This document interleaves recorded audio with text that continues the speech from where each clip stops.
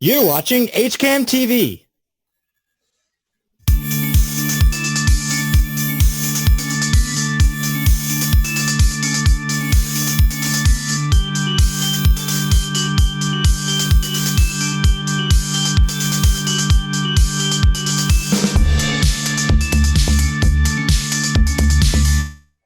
Hey there, Hopkinton, and welcome to the Tuesday, June 2nd edition of the Hopkinton Hangout Hour. I'm your host, Mike Terosia, today, and with me, along my side, as usual, is Bob Hamilton. Hey, Bob. Hi, Mike. Thanks for joining me, and very special guest. A lot of you know him, some of you don't. I'd be surprised if you don't know this man. Is the Hopkinton DPW Director. Director is the right term, is John Westerling. John, how we doing? I could not be better. Good afternoon, Mike. Good afternoon, Bob. Thanks. Thanks for taking the time out of your busy day and to join and just give us a little update what's going on in town.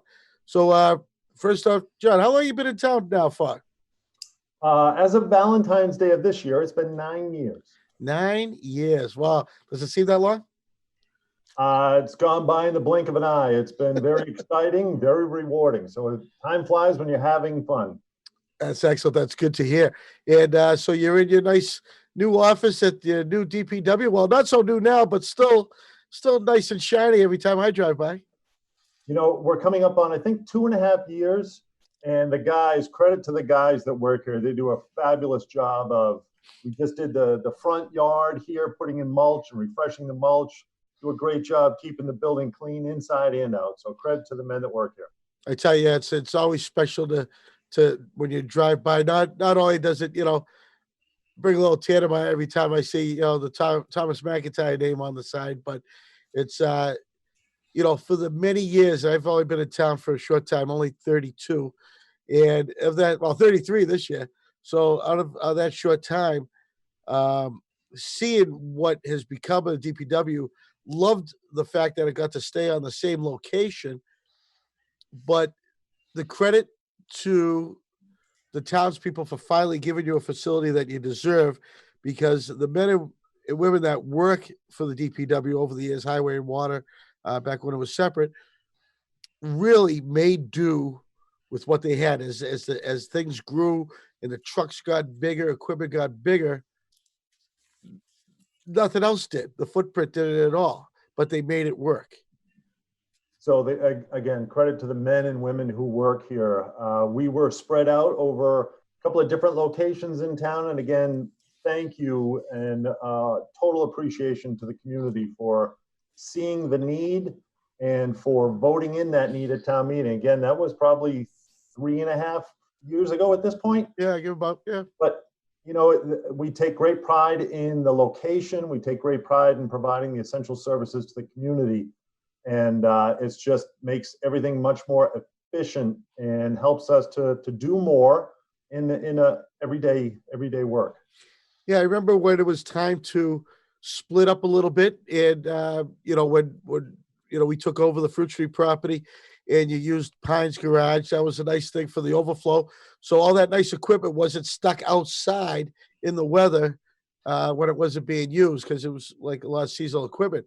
But then you had to make the move to Fruit Street. And what you did with that, I'll never forget, the day I just drove down there, I was doing some kind of business for something. I was doing another TV show, Character Matters, and I just happened to see the guys putting roofs between the trailer boxes. And here they are. They had so many trailer boxes for storage down there. I wish I had the photo. So many boxes, but to maximize space, they roofed in between. It's just that creativity that the guys at the time had to think of that. Hey, what better way? Let's protect this stuff from the weather. Yeah, and it makes for operations to run much more smoothly when your equipment is warm and dry and it's out of the elements. But now we have, of course, a state-of-the-art facility in which we can house all of our equipment. And that's going to make the equipment last longer for the community. So it helps us to manage our future capital costs. And now that we have a wash bay, we're able to keep all that equipment clean, and we're able to wash it in an environmentally safe manner. And I was just talking to one of the police officers today, and she said, just love washing the cruiser over in the DPW facility. So the entire town benefits, and it keeps all the equipment nice and clean, and it'll last much longer. I was wondering, John, if you could tell me, I know that, or at least I assume that the town hall and all the town facilities, the libraries, they're closed to the public. And I know they don't have a lot of interaction with the public, but I can't imagine that the DPW has been closed and that you've been able to limit that much your interaction with the public. How is that working out for you? So Bob, we are closed. This particular facility, the DPW facility, 83 Wood Street, is closed to the public. However, we are open for all the services that we provide to the community. Most of the work that we do is out on the streets and in the parks and in the fields. Right. But as far as contractors or the public needing information, questions on their bills, permits, we're able to do all that remotely. We can do it either by email. We still have our phones are forwarded to the appropriate parties. So we've been open for business since COVID hit and since we had to adopt all the new protocols. It seems to me, though, that you had just moved in and gotten settled in it takes a little time to get organized in a new building, move all the equipment in, and then COVID-19 hits, and now you have to start separating things, separating people. How much work was it for you to make those changes after COVID hit? Yeah, so we've been in here it was about 2 years this past January, and then COVID hit in February and March. We had to institute new protocols for making sure that we kept the public safe and we kept our employees safe. So we set up some new protocols and standard operating procedures based on the guidance from the CDC and our local Board of Health. And with that, I'm very happy to say that the dedication and the focus that all the employees have had on those protocols, we have had no downtime or sick time lost due to COVID-19. So the guys have been doing a great job of maintaining their health and personal safety, and at the same time ensuring that the community and those folks that we interact with out on the streets, that they remain safe and healthy. That's outstanding. You know what? You go back to that wash bay because that's a great statement. I remember prior to the wash bay, there was a ban on using. I remember they just installed a well just for washing vehicles over by the sewer pump station, and then that got shut down because of environmental reasons. And then it's like, oh man, these trucks look terrible, and everyone loves a clean truck, and it's you know the pride that was put into taking care of the equipment. Yeah, so what? It's clean, but you know what? It's taken care of. That means less repairs, less downtime, less cost to the public. And the guys really, really saw that. And by getting ourselves a wash bay is really important. It's very, very important. Yeah, and you bring up a great point. We have a few older vehicles. Again, we are very, very fortunate in that the community supports the needs of the DPW. We're out there 24/7 sometimes during storms, but the community has supported us and provided us with the necessary equipment that we have. And the men and women that use that equipment, they take great pride in it. They understand that it's a major investment in our operations and in us. So they do a wonderful job of keeping it clean. If you I invite you to come down and walk through the garage. All the trucks, they all look brand new, even though they're not. Some of them are many years old, but again, we're able to wash them down. We're able to get that salt off in the winter time. So, we take great pride in the equipment that we are just stewards of. Yeah. Make sure that it remains for years. Well, it's funny too for those that didn't get to make the dedication when you dedicated the building to Tom McIntyre, and to see the place just spit polished, clean, all the trucks nice and clean. You walk in there on a Tuesday or Wednesday, it's going to look just like that day. You didn't have much to do to get ready for the public except set up the podium and the sound system with me, right? Because that's the way the place always looks. Yeah, we made sure that we had the proper equipment, again, to keep the vehicles clean, but also to keep the building clean. We have what I like to refer to, it's like a mini Zamboni machine. Yes. But it's a ride-on floor cleaner. And the guys do a wonderful job of moving the equipment out of the way and making sure that those concrete floors are spotless. They do a really great job. And if you drive by now, guys did a wonderful job of trimming up the bushes this spring and spreading fresh mulch. So it really looks great. And I saw the new mulch down there, and I love the fact that you were able to keep the old steamroller, because that's been around a long time. And to see you put a nice little home out in front and center like that, that was a nice job. Yeah, again, credit to the McIntyres. McIntyre Loom, of course, Tom had passed before the building was completed. Right. His crew took that old steamroller and took it through to the vision that Tom had of making it look new again.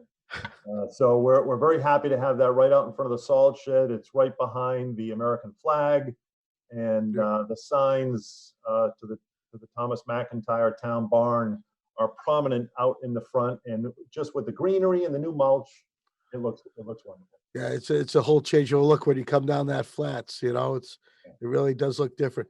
All right, so what do we got going on? We get some projects you just finished up, and we get some projects that are just ready to get started. So what do we got finished up? Anything good? So we were just able to finish up probably about a month ago now, the safety improvement intersection down at Hayden Row and Chestnut Street. Yes. There was about 2 weeks worth of work to finish that project up. And once Eversource and Verizon moved the poles and the wires overhead, we were able to motivate the contractor to get in here and finish that up. So very proud of the fact that intersection has been greatly improved as far as a safety perspective and just a vehicle turning movement perspective. Yep. That is behind us, and I think it's working very well. Yeah, I've used it often, and I think it works out great. Those turning lanes make all the difference.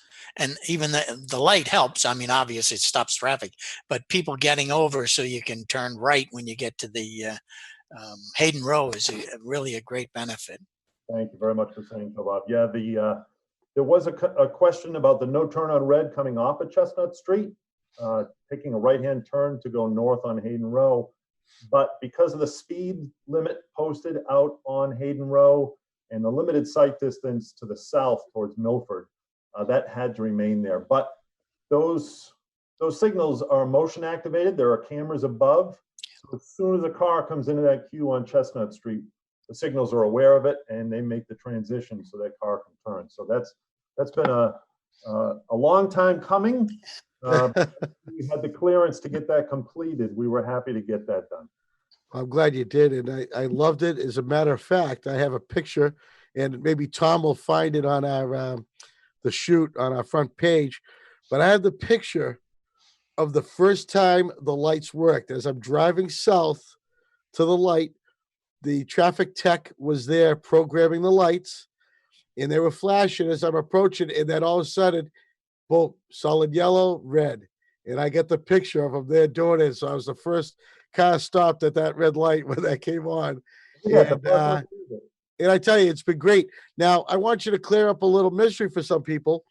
Some people thought coming north that there was going to be a turn lane onto Chestnut Street because it was so wide. And then I hear some rumblings throughout my travels that little, I forget what he called the island with the rumble strip there. Can you explain what the purpose of that island and the rumble strip is for? Absolutely. So the engineers, when they designed that, they did traffic counts before they did the design. Mm-hmm. And the traffic counts dictated whether or not there were turning lanes required. And what they found was that the left-hand turning lane for the southerly bound traffic, left-hand turn on a Chestnut, was sufficient enough to warrant a left-hand turn signal there. Of course, if you are traveling north, the turns are fewer, but there's no need for a turn lane because you can make that right turn on red. So there's a turn lane for the southerly bound traffic. In order to protect the cars that are stopped at the red light, waiting to turn left on Chestnut, that's why there's that hashed out island for the northbound traffic. Mm-hmm. What it does is the painted line, the center line for the northbound traffic, moves all the cars over to the right-hand side. And that concrete rumble strip is just a reminder that if you're there, you shouldn't be there. There's a visual warning, and there's also an audible warning. Mhm. But it's to protect cars from a head-on collision with those cars that are waiting at the stop sign or the stoplight, waiting to turn left on Chestnut. Yeah. You see that. We've got that in many other locations. If you're traveling on West Main Street, headed west, there's you've got the lane to the right to protect so that we don't have that head-on collision. You've got that also at the Marathon Elementary School. Yep. Southbound traffic has a left-hand turn lane. So that's just to keep cars from, to protect those cars that are waiting at the red light. Right. And I believe it will also help the tractor trailers that are coming down Chestnut Street that have to make the left onto Hayden Row to head to 495. That's going to keep the traffic over and less likely for them to clip the nose of a vehicle. Added benefit there, yes. Absolutely. Yeah, a lot of people say, "Oh, you could have fit 3 lanes. They put this stupid island in or whatever." But that's why. I mean, I knew the answer to it, and I needed your explanation to clear up for our viewers. But Thanks, thank Mark. you for that. So yes, and that was again the other process. Of course, I would say, "Why can't the town finish this job?" Coordinating EverSource and Verizon. It's easier to get a bill passed through Congress all the way to the president. I think it's faster. They like to battle each other. Oh no, that's their fault. They're holding this up. They're holding this up.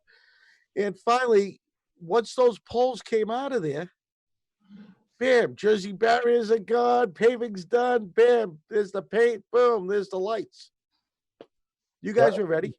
Again, it's coordinating with those utility companies and waiting for their ability to relocate the poles and the overhead wires. Verizon, because of the fiber optic cables that were overhead, took them quite a while to, they had to splice in new cables and then make sure that everything was operational. And even though you may not have seen work on Hayden Row, there was work down Chestnut Street, there was work down on Teresa, just to make sure that everything was interconnected. But you're right, once those were out of the way and the winter cleared, contractor mobilized, and we were done in 2 weeks' time. Yeah, and that's beautiful. And again, I knew the answers. I wanted you to tell everyone. There was work going on. You didn't see it being done. You might have saw that truck parked on the side of the road doing nothing, but those techs are in the truck, splicing the fiber. And fiber's not like wiring, twisting 2 copper wires together. It's not the same thing. All right, so we got that one done. What was the? The traffic calming now is complete down Hayden Row all the way to Grove Street, right? Right. Now it's all complete. Yes. So all the paint marks, everything's good. The new traffic pattern at the high school in Hopkins is working out. Now that you can't leave the high school and turn north anymore, you can only go south. All that is working out with the traffic calming. Heard nothing but positive feedback from those folks that use that on a daily basis, specifically from the school department. That has worked out very well. And I don't have any traffic accident counts there, but they have been greatly reduced. You no longer have the ability at points before the work was done. We saw 4 lanes of traffic because people were waiting to turn left and right, and people were passing in the breakdown lane. So that has been greatly improved. The next step for us will be, remember when we had proposed these traffic calming measures through the corridor, the next step is to do a speed study and see if we can't lower the posted speed of Hayden Row. Right now it's posted at 45 in some spots, 40 in others, and 20 in others. So with the work at Hayden Row at Chestnut, with the Marathon Elementary School, with the work in front of the high school and Hopkins School, we're going to do a traffic analysis or an engineering study. Mm-hmm. Posted speed limits have to be approved by the Massachusetts Department of Transportation. So we have to put together the analysis out there. And what they look at is actually the 85th percentile of speeds that people are driving.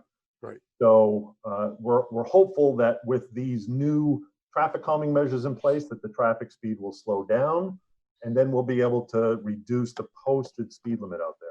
Yeah, I know how hard it is because living on Hayden Row and I'm in the 20 zone here, as I'm waiting to pull out, it is it's really, you see the cars still, they get some good speed going down here. And up up above, heading after Chestnut Street, heading north, there is that the radar Yes. sign. And I always too long and I try to step up to see if I get 40, and I'm usually around 35. So I think the traffic moves right along without, I see what you're saying. I think the traffic could actually be lowered, but I love the changes. And like I said, I can't remember the last accident I saw on the street. Yeah, we've made it a much safer corridor. Again, thanks to the support of the community for appropriating the funds at town meeting to make all that happen. Of course, the improvements at Marathon Elementary School were part of the school project, but we installed the flashing crosswalk beacons at EMC Park, and the work that we did out in front of the school, and the work that we did at Hayden Row and Chestnut, and then the two feedback signs that show people how fast they're driving. That corridor has been greatly improved from a safety perspective. John, I know that light down at Chestnut and Hayden Row was a long time project getting done. And I know that the DPW has, since you've been there, started long-term projections of projects that can continue from year to year that you try and pick up, like sidewalk project, for example. How has this COVID-19 disrupted your schedule? And how far have you been able to plan beyond it or into it, especially short term? Thanks for asking, Bob. We have our capital program and our capital request for what would have been May 2020 town meeting, which is now going to be in September. Those were put in place long before anyone heard of COVID. So we've got to look forward to this September town meeting and see what town meeting will appropriate for projects. As far as projects that were already in the queue, I'm going to touch on Cedar Street water main replacement. I'll come back to that in a minute, but that one we are wrapping that up. And then we've got a project for replacement of water main down Hayden Row towards Milford out to College Street. There's a replacement of that undersized main, and that will move forward. The biggest thing that we're finding here is, for all DPW operations, for example, if we're fixing a catch basin, what we would typically do is bring out the necessary crew to work there, and we would work shoulder to shoulder and make sure that the work was done safely and efficiently and get the job done. Now, we have to maintain social distancing, so we're not able to just be all around one site at once. We also have to wear masks if we can't keep that social distancing 6 feet apart. So it hasn't been too bad thus far. However, once the weather starts getting warmer, I mean, that's heavy physical labor. And if your breathing is restricted with a mask, we may have to move people out of an area while someone completes their work so that we maintain that social distancing. So we're finding that it's taking a few more steps to complete the DPW projects that we're doing. But overall, we're still moving forward and meeting the needs of the community with our pavement management program that'll be coming up this summer with the completion of the construction project. So we're able to still get all those projects done. That's good. That's kind of hard to do. I mean, it's got to add extra time to each and every project when you have to split your crews up like that, slow them down for safety purposes. That's always a hard decision to make. Well, it's an easy decision when it comes down to the health and safety of our employees and the public. So, we'll sacrifice a little bit of time and a little bit longer to complete a project in the interest of protecting our employees and the public. That's good to know. So about projects going on, let's ask about one of everyone's favorite topics, sidewalks down on East Main Street. Yeah. Where are we at with that? Where's that stand? I haven't heard much about that. If you've been down East Main Street in the past couple of days, you'll notice that there is work being done on that stretch, and that is essentially between Wilson Street and Legacy Farms North. The developer, Roy McDowell, Legacy Farms LLC, it's his obligation to ensure that that sidewalk is constructed. And they are now putting in the necessary drainage work to accommodate and ensure that drainage continues to flow as it should through there. Last year, they moved the guardrails back further away from the edge of pavement. So we are expecting, again, Roy McDowell to begin the construction of the actual physical sidewalk.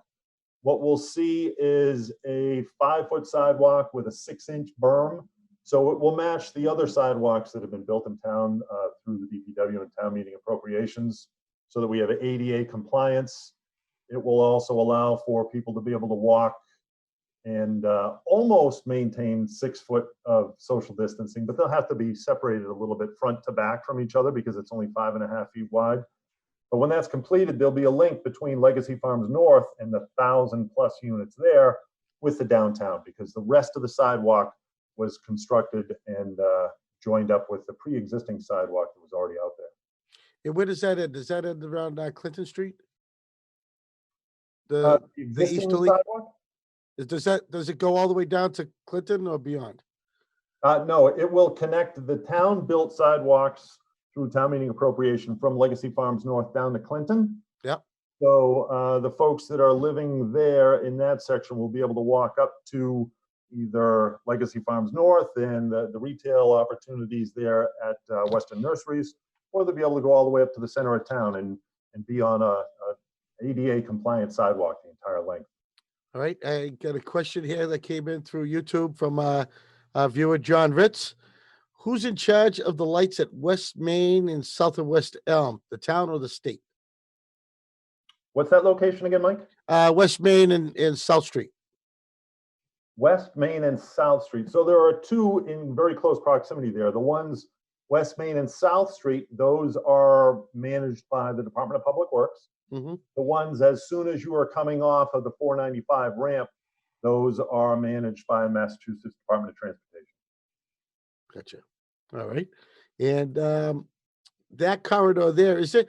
Yeah, speaking about that corridor, that was all fixed up through private funds and everything, the underneath 495, the interchange. And who maintains that now? Is that still maintained privately, or does the town help with that at all? The town does not help with that. That is, those were private funds that were raised, and there was a long-term account, if you will, that was set up to ensure that they'd be able to manage that. Yep. And last I've seen anyone working out there, it was always Western Nurseries who was doing that work. So they are in charge of making sure that it's properly weeded, that there is sufficient wood chips, and they typically go out and they replace any of the trees or shrubs that have died. It is the Hopkinton Fire Department's responsibility to put out fires when people go by and they take their cigarette and they toss it out the window and it catches that dry mulch on fire. So we discourage that. But the DPW has no maintenance authority within there. That's all Mass DOT property. Yeah. I think they did 14 calls the first month that was mulch because we went right into a dry spell. Yeah, that happens. It happens everywhere, but it does look beautiful. It was nice that it got cleaned up. But that's great. All right, John, I got like 25 other questions for you, but our time has run out. So what that means is you're going to have to come back again. So can we have you back? This has been a delight, and I appreciate HCAM reaching out, inviting me. Appreciate the time of both you, Mike, and Bob. This is a great opportunity for me to express, any of the projects that we have, and to thank the community for their support, and to recognize the men and women that we work with here that are dedicated to providing the essential services to the community. So thank you both. All right. Well, I'm definitely going to hit you up again because, I need to know how the public can get a hold of you through the apps or the website. I need updates. We didn't even talk about downtown corridor yet, So next week or the week after, expect an email to me to come soon to invite you back on. Let's make it a regular occasion. I truly enjoyed this. I love it. That's great. You can have your own time slot. Thanks, John. All right, folks, we're going to say goodbye to John, and we're going to welcome back Matt Clark, who's going to give us a little thing about what's happening in our binge hour and what's coming up the rest of the week. And then we'll be followed up with Tom Nappy and his special guest. Matt. Thanks, Mike. Well, coming up right after this, I'm actually putting it together right now. The binge block is going to feature a couple of episodes of Character Matters. That was made by Margie Wiggin in 2016, 2017, a classic show. And then coming up tomorrow on the show, we have Jake Obid, who will be talking about the canceled Ashland Legion season for this summer. And then tomorrow night at 7 p.m., we have The Gathering in Quarantine with Terry Malisi. So it's going to be a good week. That's gonna be a great show there. We got a little a Greek dinner going on, and I'm gonna miss out on it. So Jim gets to sit in and enjoy the conversation and enjoy the sights of all that beautiful food that she makes. So speaking about beautiful, Tom's here. Tom. Thanks, Mike. And just to add on to the guest tomorrow, Jake Obid, the Ashland Legion baseball coach, there'll be some big news regarding Ashland Legion baseball program. They may have officially canceled the season, the Legion Commission, but there's some independent league action going on. So we'll have a lot more on that tomorrow. Don't give it all away. Don't give it all away. No, it's huge. There's huge. so much. Huge. But without further ado, Mike's going to stay with me for this segment, and we are going to welcome in Ray Auger of MyFM 101.3. Ray, if you want to just unmute your mic and video. Come on in. All right. Hey, guys. How are you? Hey, Ray, just hit that little video camera in the bottom left corner. All right. Hold on one sec. Sorry. I got it. There you go. Hey. Much better. I use another service. I use StreamYard when I do all my videos. So coming to Zoom is a little foreign to me, believe it or not, even though Zoom is the preferred format of everybody doing this kind of stuff. Right. Oh, because it's so free. Well, it is. And I wish I had stock in all of this video equipment, all these video services before this all happened. It's amazing that two and a half months ago, nobody knew what Zoom was at all. Never heard of it. Right. I thought it was a show from the 70s I used to watch. Yes. Yes. But here we are. What's up, Mike? How are you? Doing great, Ray. How are you? Good. Tom, how you doing? Enjoyed your show yesterday, but Tom wouldn't let me in. Oh, I still have all my props with me here. You go. There you go. Well prepared. I'm sure they're close by, like everything else. Well, it's as close as the moonshine that I have on my desk. Yeah. I can't reach mine. Mine's the right good over stuff. Yeah, what else do you need? I got everything here. I don't know why. I do a few shows, and every time I do a show, I have to bring something down here. Is that your pandemic room? This kind of is. See, there's the Milano from Guardians of the Galaxy. Oh, very nice. Yeah, Lego version. Nice. It's all within reach. And here's another random thing, a Jimi Hendrix plush doll. I don't know why that's right there, but I still have my little Groot planter that I haven't decided what I'm going to plant yet. Nice. So we'll just have Ray show off everything in the room. It's all within reach too. It's so weird. So Ray, for those that don't know, can you talk a little bit about your background and what you do for MyFM 101.3? And you're also on the music scene as well.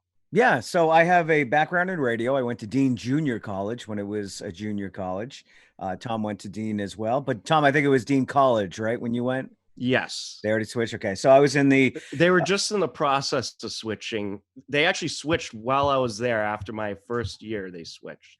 But they still... I think the radio and TV department was still only 2 years. Is that right?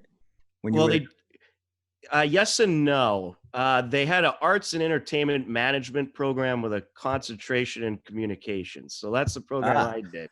Fancy. So you get a little of the business side, a little bit of the broadcasting side. So it was pretty good. I liked it. I think you need that too. But so anyway, I went there, and then I had a few years off trying to get into radio, but thinking I should have Maddie's job. Right as soon as I was out of college, I'm like, I'm good enough already to be working at Kiss 108 in Boston. Of course. So I have so many letters of disappointment, is what I call them, from Uncle Dale. If everyone remembers Dale Dorman. He was the only one that ever wrote back to a resume that I sent, which was nice. But I couldn't get in there. I got frustrated, did some sales, but then I got in at WSRS and TAG in Worcester, and I produced a couple shows. That was really cool, and that kind of launched my radio career. So I've been in radio for about 25 years-ish, and I've been at MyFM, which was WMRC, for about 10 years, which is amazing for my track record that I've been somewhere that long. And that's it. I'm the operations manager and promotions and production, the morning guy. So I'm there from 5:30 to 9 doing mornings. and a lot of other things at the station. It's a very Right. small staff over there, as Tom knows. I love how you bring up Uncle Dale, and I got to meet him when he abruptly left RKO to go to VBF, and that was my switch to FM because I was brand new at the time. On the East Coast, and he had a thing that you bring in an AM transistor radio, I will give you $5 so I can smash it. I go there, and he brought out his hammer. He gave me $5, and he smashed that little thing. It only cost me $3, so I was doing okay I miss those stunts. I miss radio stunts. And all the time. so my first meeting of Dale was at an AC/DC concert in '86, maybe. Hey, that's Uncle Dale a few rows up. Wait a minute. What is he smoking? What's that little thing he's smoking right there? And it blew me away that Uncle Dale, the guy I grew up with the cartoons, was doing that at an AC/DC That concert. we call him Uncle Dale still. We still call him Uncle. Oh, yeah. I'm 54 years old. I'm calling him Uncle Dale. Always has been, always will be Uncle Dale. Amazing. Yeah, I feel like there's great DJs now on the radio, but nothing beats radio in the 80s and 90s. Just a lot more personality on radio in general. But it seemed like Kiss had them all too. It was like that big thing when the end of disco and they just came out so strong with all their DJs. And Matty in the Morning, like you said, what a legend. Still fun to listen to.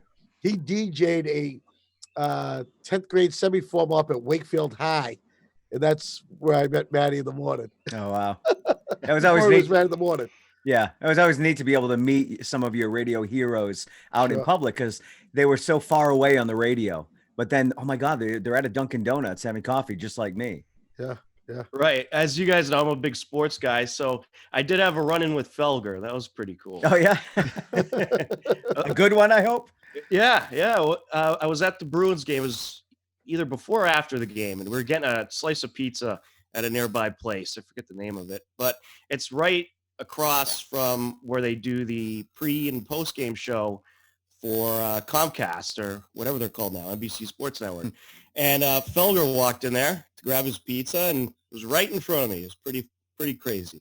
Wow. But everybody was chanting at him, and but he seemed like a nice guy. He was smiling and pretty happy. So he seemed like a nice guy. Sometimes he doesn't always seem like the nicest guy on the radio, but in person he enjoyed it. Well, a little tip for anybody who loves radio and loves the people they listen to every day.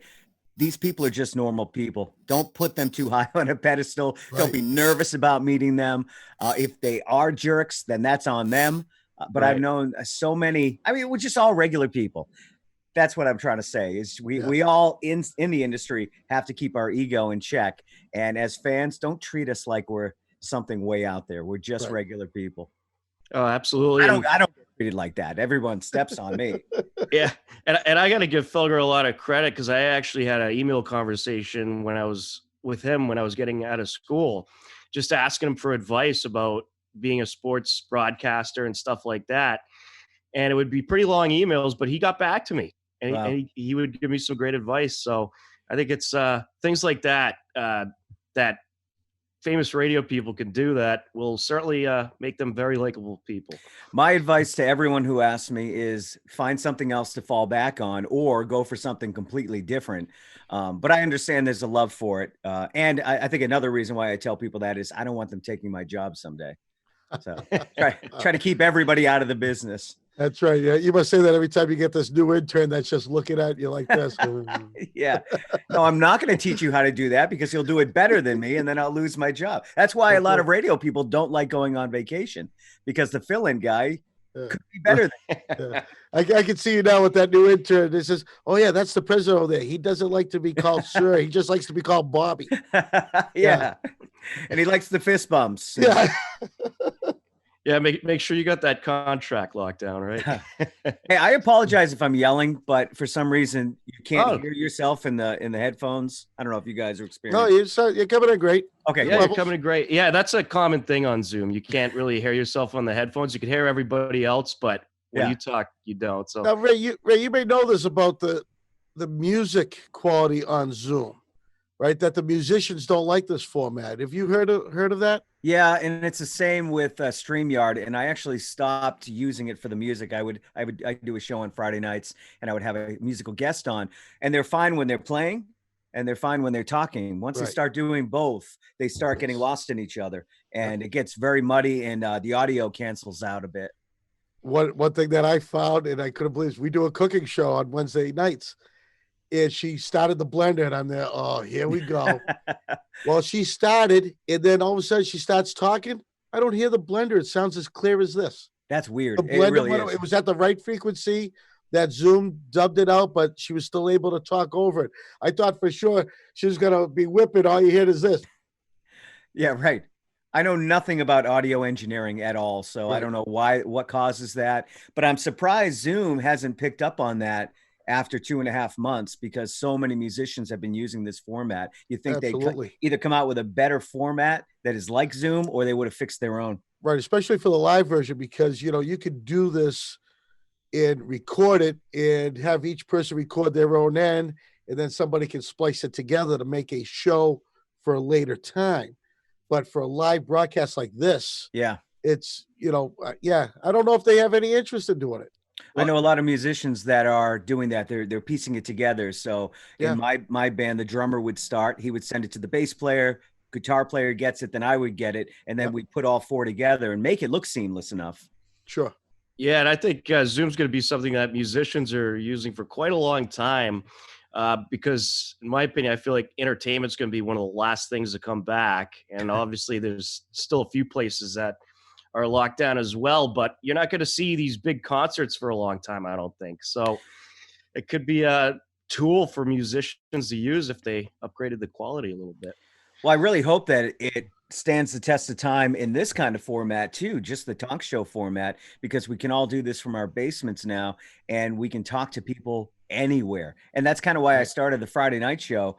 It started off with friends in the local area, and then I'm like, I want to jump around a bit, try to find people, interesting people around the world or the country that are doing cool things, get them on my show, talk to them for a few minutes. I had a Guinness Book record holder. He's been breaking records like every week over the last 2.5 months.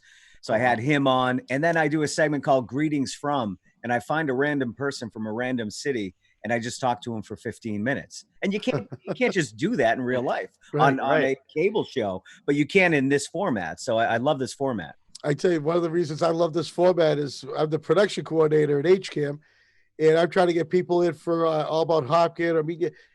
And those all, on either in studio or on location, and lining people up is a pain in the butt. But this one here, oh yeah, I could do any day. Yeah, just tell me what time. Right. I can just clock out of work for half an hour. Yeah. I got a feeling this is a trend that's not going away. I No. think it's going to be used for stuff like this for quite a while. And I think it's only they'll probably improve it as well. And you'll start seeing more programs that you could do different things on while doing it a broadcast from the comfort of your own home. Well, you know what I did last week? I did a benefit, or I hosted the benefit, and it was Cooking for Kids for the free meals program in Milford. They need some money because they started early with COVID-19, and they worked through the summer, but they're running out of money. So we did a fundraiser, and it was 3 hours long, and I had different chefs and cooks join me, and they did a cooking demonstration. So that's what we use that for. And we all were in our houses or kitchens or wherever.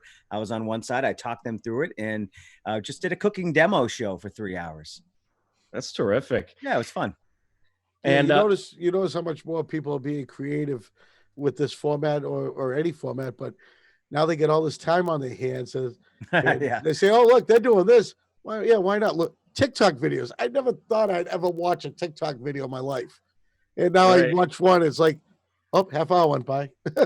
I still don't know what TikTok is. I don't. Oh, I see it's it, but hysterical. I don't know it. Yeah, I don't know the format, don't know how it works or anything, but oh my God, they're a lot of fun to watch. Yeah. All right. Yeah. Yeah, that's one thing I haven't checked out yet. I'm sure I will at some point. So Ray, you mentioned one of the fundraisers that you were doing with the cooking with kids thing. You're also involved in a couple of other fundraisers coming up. You got one for the Milford Regional Medical Center and one for the Milford Youth Center. Can you talk about those a little bit? Well, I think you may have seen something on our Facebook page about a COVID-19 discussion that's going to be on MyFM on the 9th, which I think is a week from today. So that's not so much a fundraiser, just an awareness program. Milford Okay. Youth Center is always doing fundraisers, and I try to do as many as I can with them. We did a zombie prom with my New England Legends podcast partner last year. That was a lot of fun. We raised money for the youth center. I do know, and I can say this, that starting on Friday, every squealer that you bring to Craft Roots in Milford, every one that you get filled, $1 goes to the youth center. And I have 4 squealers ready to get filled. So that's $4 right there. That's starting on Friday. And awesome. I don't know, like I don't have anything annual. Well, I do have a few annual things, but I do these little one-off fundraisers from time to time. And I can't think of anything I have coming up except for the party for the pantry, for the Franklin Food Pantry. My friend Bill and I do that every year. I think we're on our 5th year now. Can't have it indoors. It's usually at the Black Box in Franklin. So we're doing a virtual one this year, and we're going to raise lots of money for the Franklin Food Pantry. And I wish I did my homework, but that's all I can think of right now in the near future that we're doing. Oh, and the Oliva Fund, the Oliva Fund, right. And the Radiothon with MyFM. We, over the course of about 10 years, we've reached $1 million so far. All that money going to the Oliva Fund for Cancer Care at Milford Regional Medical Center. So that's coming up in August. That will be like a virtual fundraiser as well this year. Will there be a virtual golf match? Perhaps. I had a good idea for a virtual golf match, and I don't know if I should bring it up right here. I don't want anybody stealing it. All right, I'm going to tell you. I'm going to tell you what it is. You get dice, right? And you have your teams. Everyone buys in. So at the end of everyone buying in, you've already made $1,500, whatever the money is. And then you on the air, you talk about, okay, so Tom Nappy is coming up and he's taking his swing. You roll the dice, and then you get a 4. Oh, he scored 4 on the hole, so he parred. And you just do that all the way through 18 rounds. I mean, it might not sound that great, but it's something different. That sounds fun. Don't steal it. I'm doing this, folks. Don't copyright. I'd still be sending my divots further than the ball. You can get a mulligan. Everybody gets one mulligan. One more roll. Right. One more roll. I just love saying mulligan. It's a blast. Well, that's good how you're being creative like that, because you see all these kind of fundraisers going on and all these. Now, I don't know how big are you on social media, Facebook and stuff? How often are you on that? Right? I'm on constantly. It's have you my noticed the bloodline right now? Right. Have you noticed how much of a change it went from everyone's being nasty to like all the kindness that's out there and everyone's trying to help one another? That's the thing that I like. That if anything came out good of this pandemic, I'm going to say social media became nicer. It did. The nasty people found their way back after about a month and a half of COVID-19. But right out of the gate, everyone was on everyone's side. We were all loving each other.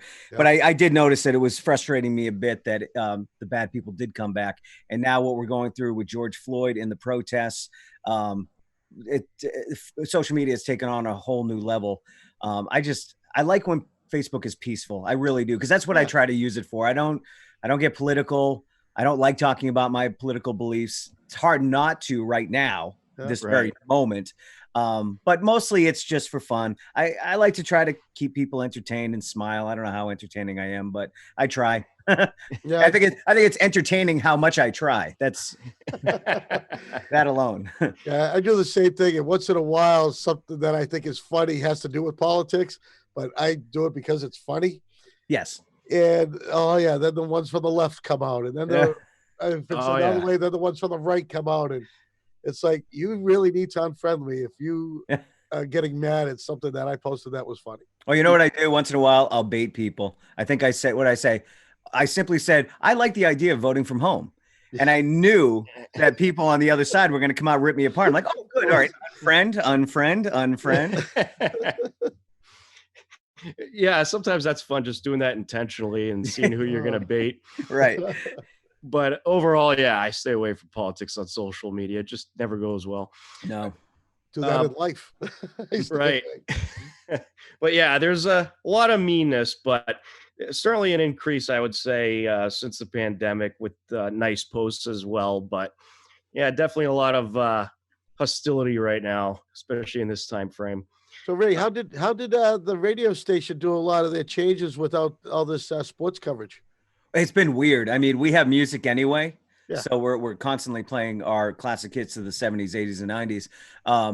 But it's been weird, and we've been playing the old Red Sox games that Nesson is playing. We're on the same network, so Yep. what you're seeing on, or EEI rather, sorry, what you're hearing on that station, we're playing as well. Oh, good. So we're getting some classics in.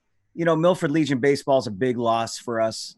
Not just entertainment wise, but monetarily. I mean, we have sponsors for that. Sure. I think sometimes people forget, people forget we're a business like any other business. We have to make money to survive. And you know what, we're not a community radio station. So it hurts when, and the other sports too. I mean, if we don't get sports back soon, we lose all those sponsors. Right. So Right. in that respect, it's been tough. But we've been covering it with music and entertainment. And forget about that. Just everything else being closed. Your regular sponsors can't sponsor regular programming. You know, they're sticking with us and we're sticking by them, and we've done our That's best awesome. to promote them as much as we can. We opened up our airwaves, mostly social media, to promote anybody who has any messages during COVID-19, which is nice. And now we're getting ready to launch the greatest comeback of all time, is what we're calling it. And I know it's a scary time right now, and that people are still trying to figure out how they're going to open. But what we're going to do is really hold their hand and get them back to a place that they feel comfortable and they're making money and business is good again. And we want to help people with that. And of course, it involves advertising, but don't be afraid of that. I think people need advertising now more than ever, and we have a way of helping. Right, and it's great for what you guys have done, letting anybody get a message out there too. I thought that program was really cool. Well, I got to stick together, man. You know, we're a source of information and entertainment as well, and we don't want to leave anybody behind. We love our community, whether you're advertising with us or not. We love our community. And recently, HCAM teamed up with MyFM to broadcast the Hopkinton High School Seniors Parade. How was that experience, and how did it go on your end? It was a lot of fun. It was a lot of work putting it together. The kids got in their cars. They did the parade on Saturday. And so what we did was we coordinated with you guys, and you had a live stream going on YouTube. So we were able to play that live stream on our airwaves so people could listen to the principal and you folks from HCAM talking about the kids. And then at one point, they switched back to us, and we had a playlist that the kids put together. It was maybe about an hour long, and we played it for the entirety. And what the kids were able to do by teaming up with us, the radio station, was put the radio on, and everybody in sync could listen to the same songs as they were driving through the parade. And I thought that was really neat. A great use of local media working together. Yeah, that's really cool. And Mike, go ahead. Yeah, it was a lot of fun doing that. I ran the camera and, you know, put together a stream for it, and I'm saying, Jim, where's MyFM? And they says, oh no, they're gonna take the stream and do this and do.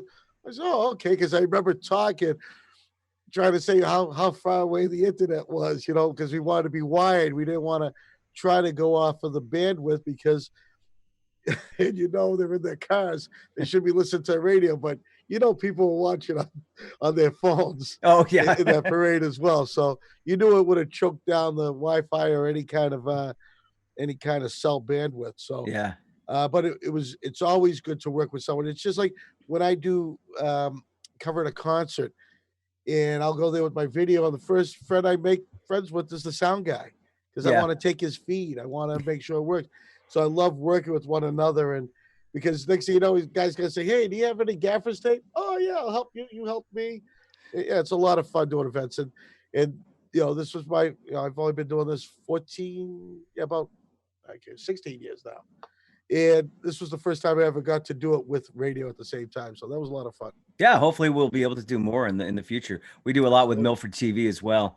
And we have so many great cable access stations in the local area. It's amazing what you guys are doing. They're very active. Yeah. I love doing the school stuff because these kids are so good. I think that, you know, the community should see this. You know, they put a lot of work in, whether it's their plays, concerts, or the sports. I mean, we've had a few good years, past few years, with maybe a couple state champions here and there, and just everything from the plays, the concerts, even in the science fields, robotics, you know, we love covering that stuff and showing off these kids and showing off this community. It's fun. And hopefully that is something we'll be back doing next September when school restarts. It has been pretty difficult not being able to cover sports and some of the great activities that go on in the schools. And you certainly have to feel for the seniors who really missed out on what is typically a fun time in their school career. I saw Milford's parade. I didn't get to go to Hopkinton, but I saw Milford's parade on Sunday, and those kids looked so happy. They're driving, they're laughing, they're screaming, they're beeping their horns. Some of them had their gowns on. Yep. I think if I was back in high school, I'd prefer the parade over the actual graduation. Right. So I like how creative they're getting, and I'm happy they're getting something. Yeah, and it's also nice to hear, too, because August 2nd, Hopkins High School will be having a graduation ceremony where the students will cross the stage and pick up their diploma. That's great. Which is huge. I mean, if they handed it out then, that would have been even cooler. Yeah. But the whole thing lasts about a half an hour, 300-something cars. And it lasts from start to when the last car went by us was a half an hour. And the last car didn't get back until about an hour later. So hour and a half drive around town, people downtown. I mean, the whole route was lined up like a parade. They had even just people that don't have a kid in school. They just went out there and supported the seniors, and that was nice to see. Oh, that's great. Good stuff. So what else we got there, Tom? All right. Well, one of the things I wanted to get to, we only have a few minutes left, but phase 2 of the restaurant plan came out. And there's some hefty restrictions here. You got to ensure separation of 6 feet or more between all individuals.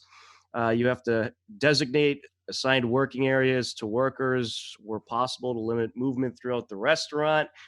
You have to stagger work schedules and staff meal and break times. And also you have to regulate the number of people in one place, ensuring that they're practicing social distancing, and pretty much no entertainment, no bands, and no activities such as pool that will lead to people gathering. So some hefty restrictions here for phase 2.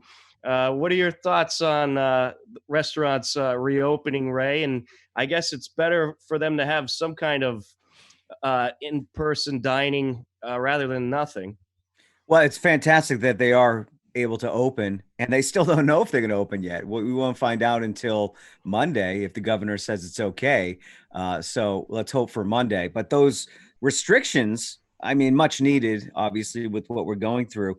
But scary for any business owner. I mean, some may have been doing better with takeout and delivery. I know one place that's opting against opening their dining room because it's just going to take more money, more manpower to do that. So they'll continue to do the takeout and delivery, which they're doing pretty well at.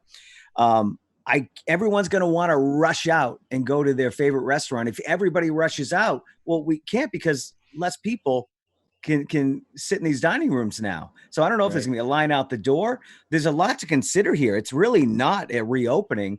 It's a very slow reopening, but not in the traditional sense. So I don't know if we'll be able to go to our favorite restaurants right away. They'll be so busy. I didn't know about the entertainment thing. I didn't see that on there. Yeah, no entertainment. You know what? That might even pull the jukebox license. So wow. Because that would gather people. Yeah, people want to dance. Right. They put Yes. So as far as bands go, I'm in a few bands. That's really going to hurt us because I know a lot of places were saying, well, even if we have 40 people here, we'll still hire a band and entertain those people. So that's going to hurt us. And a lot of people in the local music scene are thinking, we're not going to get back to this until the spring. And unfortunately, we have just a minute left. So we'll have to pick up this conversation some other time. We'll get you back next week, Ray. Thanks, Mike. Absolutely, Ray. Thanks so much for joining us the last couple days. Take care. Had a great time. All right. For Mike Terosian, I'm Tom Nappy. We thank you for watching the Hopkinton Hangout Hour, and we will catch you tomorrow at 2 p.m. Same time, same place. Have a good rest of your day, everyone.